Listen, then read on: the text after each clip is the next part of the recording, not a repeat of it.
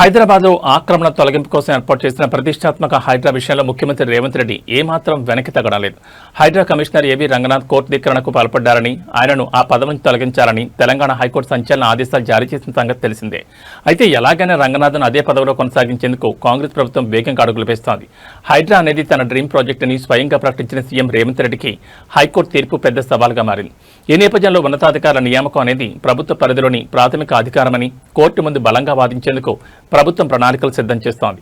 ఇప్పటికే రాష్ట్ర ప్రభుత్వ ప్రధాన కార్యదర్శి శాంతికుమారి న్యాయ నిపుణులతో అత్యవసరంగా భేటీ చర్చిస్తున్నారు. హైకోర్టు సింగిల్ బెంచ్ ఇచ్చిన ఉత్తర్వులను సవాల్ చేస్తూ డివిజన్ బెంచ్లో అప్పీల్ దాఖలు చేసేందుకు లీగల్ టీం గ్రౌండ్ వర్క్ పూర్తి చేస్తోంది. ముఖ్యమంత్రి రేవంత్ రెడ్డి ఢిల్లీ పర్యటన ముగించుకుని హైదరాబాద్ తిరిగి రాగానే ఈ న్యాయ పోరాటం మరియు అప్పీలుపై తుది నిర్ణయం తీసుకోనున్నారు. హైడ్రా బాధ్యతల విషయంలో ప్రభుత్వం వేయబోయే తదుపరి అడుగులు ఇప్పుడు తెలంగాణ రాజకీయాల్లో తీవ్ర ఆసక్తికరంగా మారాయి.